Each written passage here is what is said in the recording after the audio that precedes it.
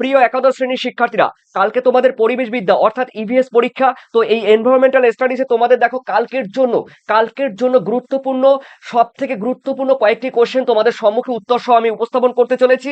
অবশ্যই বাছাই করা এই কোশ্চেনগুলো তোমরা অ্যাটলিস্ট একবার দেখে যাও। তো এই ইভিএস বা পরিবেশবিদ্যায় কি কি কোশ্চেনগুলো থাকছে, তো একবার আমি তোমাদের সামনে উত্তর সহ বলে দিচ্ছি, তোমরা মিলিয়ে নাও। অবশ্যই তোমরা এই ভিডিওটি সম্পূর্ণ দেখো, দেখবে তোমরা কিন্তু অনেক হেল্পফুল হবে। তো দেখো, একাদশ শ্রেণী তোমরা দেখতেই পাচ্ছ, একাদশ শ্রেণী সেমিস্টার 1। এই সেমিস্টার 1-এ থাকছে তোমাদের এমসিকিউ। দেখো, কালকের পরীক্ষার জন্য, অনলি কালকের পরীক্ষায় তোমাদের কি কি থাকছে, কি কি থাকতে পারে, সেই ব্যাপার নিয়ে, সেই বিষয় নিয়ে আমি তোমাদের সামনে হাজির হলাম। আমি শঙ্কর মজুমদার, আমি তোমাদের সম্মুখে উত্তর সহ আমি নিয়ে এসেছি পরিবেশবিদ্যা। চলো, একাদশ শ্রেণীর পরিবেশবিদ্যা। এখানে রয়েছে দেখো পরিবেশবিদ্যার ইভিএস এর সাজেশন উত্তর 2024-5। দেখো, এটি কিন্তু পার্ট 4। এর আগে কিন্তু পার্ট 1, পার্ট 2, পার্ট 3 দিয়েছি। তোমরা যারা দেখোনি, তোমরা কিন্তু সেই ভিডিও দেখে আসতে পারো, কিছুটা হলেও তোমরা হেল্পফুল হবে। তো দেখো, এখানে রয়েছে তোমাদের, আমি প্রথমে বলে দিচ্ছি, দেখো তোমাদের ভারতের সমাজ ও পরিবেশ 1.4 রয়েছে ইউনিট। আর এখানে রয়েছে দেখো 1 থেকে 24টি রয়েছে। এরপরে রয়েছে দেখো জনসংখ্যা এবং পরিবেশ 1.5, মানে পার্ট 4। আর এখানে রয়েছে দেখো 1.5, তো এখান থেকে 1 থেকে 27টি রয়েছে। আর এটি কিন্তু পার্ট 4 এর। তো চলো দেখে নেওয়া যাক। দেখো, প্রথম কোশ্চেন রয়েছে কালচার। দেখো, ফার্স্ট কোশ্চেন, কালচার। কালচার শব্দটি কোথা থেকে এসছে? দেখো, কালচার শব্দটি একটি ল্যাটিন শব্দ, কালটাস। ঠিক আছে, কালটাস থেকে এসছে। ওকে, এটি কিন্তু একটি ল্যাটিন শব্দ, বা কুলটাস বা কালটাস। কালটাস হবে, কালটাস একটি ল্যাটিন শব্দ। ঠিক আছে, এই ল্যাটিন শব্দ কুল্ট বা কালটাস থেকে এসছে। Option C, C is the correct answer. এরপরে দেখে নিচ্ছি তোমাদের সেকেন্ড কোয়েশ্চেন রয়েছে, নিম্নলিখিত কোনগুলি সংস্কৃতির বৈশিষ্ট্য? দেখো, নিম্নলিখিত কোনগুলো সংস্কৃতির বৈশিষ্ট্য? এখানে যা আছে, আচার আচরণের সমষ্টিগত রূপ, তারপরে রয়েছে চর্চার বিষয়, অর্জিত বিষয়, উপরের সবগুলি। এখানে কিন্তু আনসার কিন্তু সবই হবে উপরের সবগুলি। ঠিক আছে, তার মানে এগুলো কিন্তু সংস্কৃতির বৈশিষ্ট্য।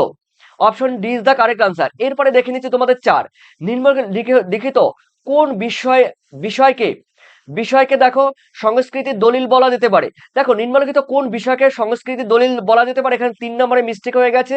দেখো, সংস্কৃতির দলিল বলা যেতে পারে কিন্তু ঐতিহ্য।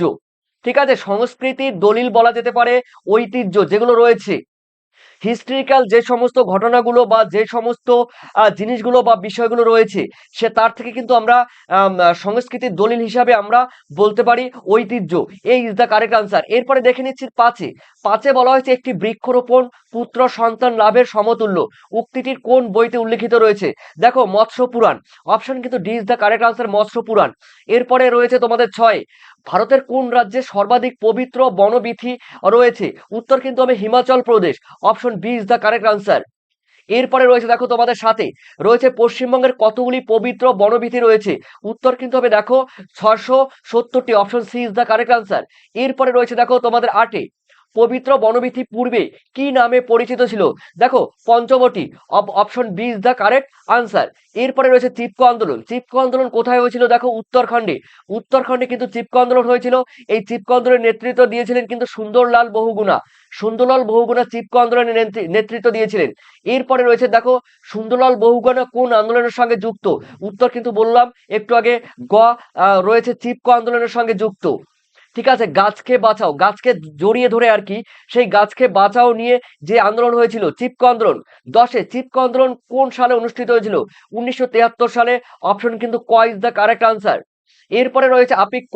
দেখো, আপিক্য আন্দোলন দেখো কোথায় হয়? উত্তর কিন্তু হবে দক্ষিণ ভারতের কর্ণাটকে। Option D is the correct answer.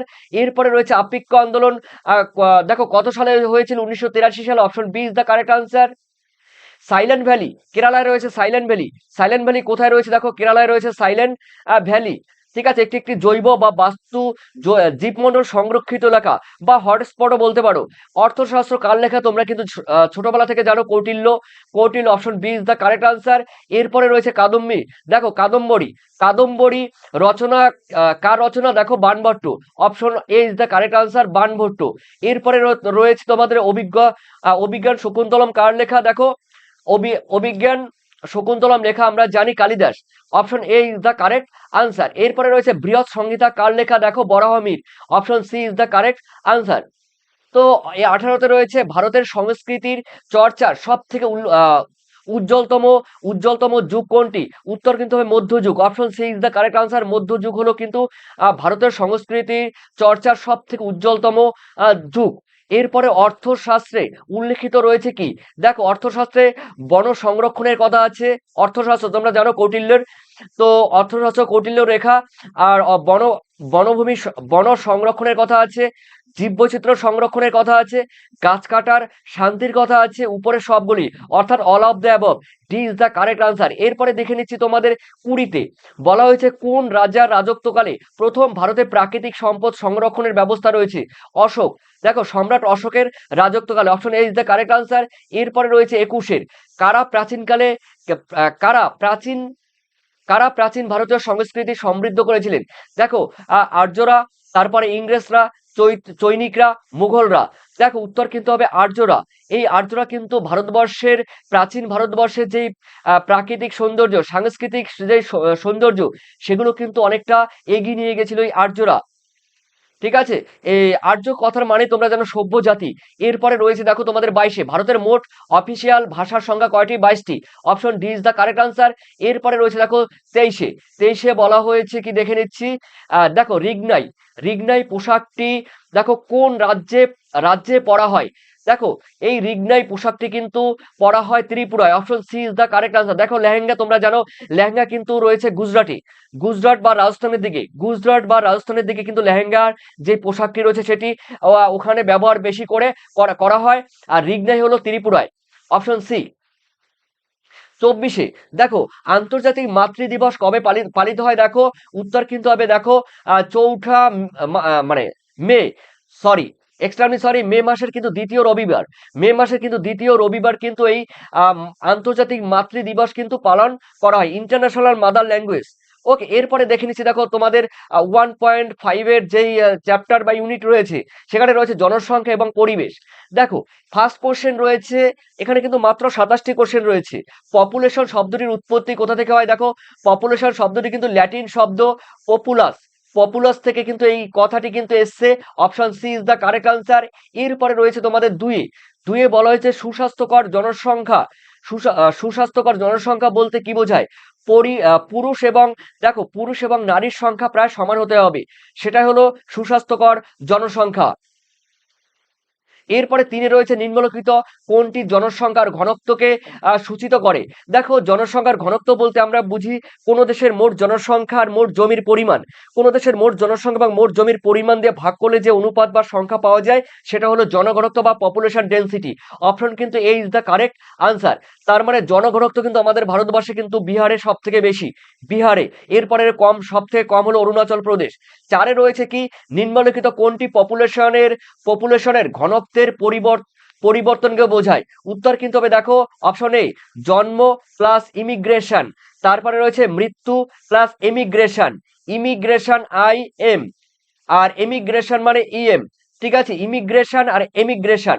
Option A is the correct answer. Details বলতে গেলে অনেক টাইম লাগবে। এরপরে রয়েছে তোমাদের লিঙ্গ অনুপাত। দেখো এখানে বলা হয়েছে লিঙ্গ অনুপাত বলতে কি বোঝায়? নারী পুরুষের অনুপাতকে বোঝায়। তার মানে দেখো নারী, অপশন এ জনসংখ্যার স্ত্রী মানে নারী, আর পুরুষের সংখ্যার অনুপাতকে কিন্তু বোঝায়। এই ইজ দ্য কারেক্ট আনসার। এরপরে দেখে নিচ্ছি দেখো সাথে বর্তমানে লিঙ্গ অনুপাত কত? দেখো 1940 জন, 1940 জন। আমরা দেখে নিচ্ছি বি। দেখো B is the correct answer, 1940 জন। ঠিক আছে, তার মানে B is the correct answer. এরপরে রয়েছে তোমাদের দেখো সাথে জনসংখ্যার বয়স পিরামিড হলো কি? দেখো জনসংখ্যার বয়স পিরামিড হলো ভূমিভাগ প্রশস্ত ভূমিযুক্ত পিরামিড হবে, ঘণ্টাকৃতি হবে, কলসাকৃতি হবে, সবগুলোই। ঠিক আছে, উত্তর কিন্তু D is the correct answer, সবগুলি কিন্তু সঠিক। এরপরে রয়েছে দেখো তোমাদের 8-এ আমেরিকা যুক্তরাষ্ট্রের জনসংখ্যার পিরামিড কেমন হবে? উত্তর ঘণ্টাকৃতি, ঘণ্টা। ঠিক আছে, অর্থাৎ তোমাদের এই ইজ দ্য কারেক্ট আনসার। এরপরে রয়েছে জাপানের জনসংখ্যার পিরামিডের আকৃতি কেমন হবে? দেখো কলসাকৃতি। ঠিক আছে, কলসাকৃতি, C is the correct answer. এরপরে 10-এ রয়েছে দেখো আকৃতির বৃদ্ধি রূপে কয়টি পর্যায়ে ভাগ করা যায়? তার মানে দেখো 3টি পর্যায়ে কিন্তু ভাগ করা যায় আকৃতি অনুসারে, মানে জনসংখ্যার। ঠিক আছে, তো C is the correct answer. এরপরে রয়েছে দেখো তোমাদের অ্যালগাম অ্যালগাল ব্লুম। এর কোন প্রকার বৃদ্ধি রূপ দেখা যায়? অ্যালগাল, দেখো অ্যালগাল ব্লুম এর দেখো প্রকার বৃদ্ধি রূপ দেখা যায় যে আকৃতি, তার মানে কিন্তু জনসংখ্যার যে আকৃতি বৃদ্ধি দেখা যায়। অপশন খ ইজ দ্য কারেক্ট আনসার। এরপরে রয়েছে তোমাদের 12, আকৃতির বৃদ্ধির প্রথম পর্যায় হলো কোনটি? দেখো উত্তর কিন্তু হবে ল্যাক দশা। অপশন কিন্তু B is the correct answer. এরপরে রয়েছে তোমাদের 13, জনসংখ্যা বৃদ্ধির কারণ কি? অল্প শিক্ষিতর পিতামাতা, তারপরে পরিবার পরিকল্পনার অভাব, তারপরে এ বি উভয়। তার মানে অপশন কিন্তু C is the correct answer. দেখো দারিদ্রতা রয়েছে, অল্প বয়সে মেয়েদের বিবাহ রয়েছে, তারপরে একান্নবর্তী পরিবারের একটা ব্যাপার আছে, ঠিক আছে, কৃষিভিত্তিক সমাজ ব্যবস্থা রয়েছে, অশিক্ষিত রয়েছে, ধর্মীয় কারণ রয়েছে, অসংখ্য কারণ কিন্তু রয়েছে। এরপরে রয়েছে দেখো তোমাদের 14তে বলা হয়েছে জন্মহার ও অভিবাসন, তারপরে রয়েছে মৃত্যুহার এবং দেশান্তর গমন যখন সমান হয় তখন জনসংখ্যার বৃদ্ধি কিরকম হয়? শূন্য হয়। অর্থাৎ দেখো জনসংখ্যা যখন হ্রাস বৃদ্ধি কোনোটাই ঘটবে না, অর্থাৎ 100 জন জন্মালে আবার 100 জন মারা যাবে, সেটাই হলো শূন্য জনসংখ্যা। এরপরে রয়েছে তোমাদের দেখো 15, 2011 সালের আদমশুমারি অনুসারে সর্বাধিক জনবহুল দেশ কোনটি? উত্তর কিন্তু হবে চীন। উত্তর কিন্তু চীন। আর বর্তমানে কিন্তু রয়েছে ভারত। ভারতের জনসংখ্যা কিন্তু বর্তমানে 145 কোটি। এরপরে রয়েছে দেখো তোমাদের 16তে বলা হয়েছে জনসংখ্যার বৃদ্ধির সঙ্গে সঙ্গে যেটি বৃদ্ধি পায় সেটি কি? সেটি কিন্তু রয়েছে দেখো বলা যায় পৃথিবীর গড় উষ্ণতা বৃদ্ধি পাবে, মানে গ্লোবাল ওয়ার্মিং হবে, বায়ুমণ্ডলের কার্বন ডাইঅক্সাইড বেড়ে যাবে। তার মানে উত্তর কিন্তু এ বি উভয়। Option D is the correct answer. এরপরে রয়েছে দেখো 17, জনসংখ্যা বৃদ্ধির ফলে সমাজের উপর কি প্রভাব ফেলে? দেখো বেকারত্ব বৃদ্ধি পাবে আমরা জানি, মাথাপিছু সম্পদ হ্রাস পাবে এটাও জানি, তার মানে এ বি উভয় হবে। ঠিক আছে, অসংখ্য কারণ মানে জনসংখ্যা বৃদ্ধি পেলে অসংখ্য পরিবেশের উপরে প্রভাব পড়ে, পৃথিবীর উপর নানা ধরনের প্রভাব পড়ে, সেগুলো আমরা জানি। অসংখ্য পয়েন্ট তোমাদের বলতে পারবে কিন্তু অনেক টাইম লাগবে। 18তে বলা হয়েছে জনসংখ্যা বৃদ্ধির ফলে বিস্তীর্ণ বনাঞ্চল ধ্বংস হচ্ছে, এর ফলে কি ক্ষতি হচ্ছে? দেখো অক্সিজেনের পরিমাণ বাড়ছে, এটা কিন্তু হবে না। তারপরে রয়েছে দেখো বিতে রয়েছে কার্বন ডাইঅক্সাইডের পরিমাণ কমছে, এটাও হবে না। সিতে রয়েছে দেখো অক্সিজেন এবং কার্বন ডাইঅক্সাইডের ভারসাম্য বিঘ্নিত হচ্ছে। ওকে, ভারসাম্য যে ব্যালেন্স, সেই ব্যালেন্স বিঘ্নিত হচ্ছে, তার মানে অক্সিজেন কমে যাচ্ছে আর কার্বন ডাইঅক্সাইড বেড়ে যাচ্ছে। এর ফলে যে ব্যালেন্স অক্সিজেন এবং কার্বন ডাইঅক্সাইডের, সেটি কিন্তু ব্যালেন্স কিন্তু আর নেই। এরপরে নিচের কোনটি পরিবেশের উপর জনসংখ্যা বৃদ্ধির প্রভাব রয়েছে? দেখো খাদ্যের অভাব দেখা যায়, জনসংখ্যা বৃদ্ধি পেলে দারিদ্র বৃদ্ধি পায়, সম্পদের অবনমন ঘটে। উত্তর কিন্তু সবগুলি হবে, D is the correct answer. এরপরে দেখে নিচ্ছি দেখো গর্ভ নিরোধক বড়ির যে অত্যাবশ্যকীয় উপাদান সেটির নাম কি? দেখো সেটির নাম হলো প্রোজেস্টেরন। উত্তর কিন্তু হবে C is the correct answer, progesterone. দেখো প্রোজেস্টেরন, এই গর্ভ নিরোধক বড়ি কিন্তু তৈরি করা হয় কিন্তু ইয়াম নামে এক ধরনের উদ্ভিদ থেকে, যে উদ্ভিদটি আমাদের উত্তর পূর্ব ভারতবর্ষে পাওয়া যায়, তবে আফ্রিকায় বেশি পাওয়া যায়। তবে আমাদের ভারতবর্ষে ইয়াম বলে যে উদ্ভিদ রয়েছে সেটি কিন্তু উত্তর পূর্ব ভারতে পাওয়া যায়। এই ইয়াম উদ্ভিদ থেকে কিন্তু গর্ভ নিরোধক বড়ি তৈরি করা হয়। এরপরে রয়েছে তোমাদের 21, এমটিপি এর ফুল ফর্ম কি? দেখো উত্তর রয়েছে মেডিকেল। দেখো এম এ মেডিকেল, তারপরে টার্মিনেশন, টিতে টার্মিনেশন, পিতে প্রেগনেন্সি, তার মানে option D is the correct answer. দেখো medical termination of pregnancy, D is the correct answer. এরপরে রয়েছে দেখো তোমাদের 22, পরিবার পরিকল্পনা ফ্যামিলি প্ল্যানিং কর্মসূচি গ্রহণ করা হয়েছিল কত সালে? 1952 সালে। ঠিক আছে, D is the correct answer, 1952 সালে।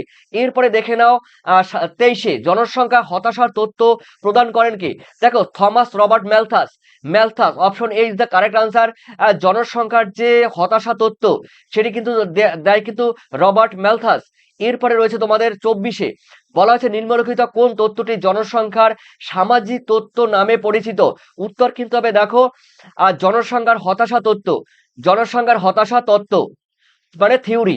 ঠিক আছে, option B is the correct answer. এরপরে দেখে নিচ্ছি তোমাদের রয়েছে 25, রয়েছে ম্যালথাসের লেখা যে বইতে জনসংখ্যার হতাশ তত্ত্ব প্রকাশিত হয়েছে সেটির নাম কি? সেটির নাম হলো দেখো রয়েছে an essay on the principle of population. দেখো আর C is the correct answer, an essay on the principle of population, C is the correct answer. এটি ম্যালথাসে লেখা বই। এরপরে রয়েছে 27, পৃথিবীর জনসংখ্যা বৃদ্ধি ঘটে দেখো গুণোত্তর হারে। পৃথিবীর জনসংখ্যা বাড়ে গুণোত্তর হারে। অপশন কিন্তু B is the correct answer, গুণোত্তর হারে ঘটবে। মানে ধরো 2 জন, তারপরে 4 জন, 8 জন, 16 জন, তারপরে 32 জন, তারপরে 64 জন, এরকম করে ডবল করে কিন্তু বাড়ে। তার মানে বুঝতেই পারছো জনসংখ্যার বৃদ্ধির হার ঘটে গুণোত্তর হারে। ওকে, এরপরে রয়েছে তোমাদের দেখো রয়েছে 87, পৃথিবীতে জনসংখ্যার বৃদ্ধির গুণোত্তর হারে হলে খাদ্য সামগ্রী কি পরিবর্তন ঘটবে? খাদ্য সামগ্রী কিন্তু গাণিতিক হারে হবে। তার মানে অপশন কিন্তু হবে দেখো এ ইজ দ্য কারেক্ট আনসার, গাণিতিক হারে এ ইজ দ্য কারেক্ট আনসার।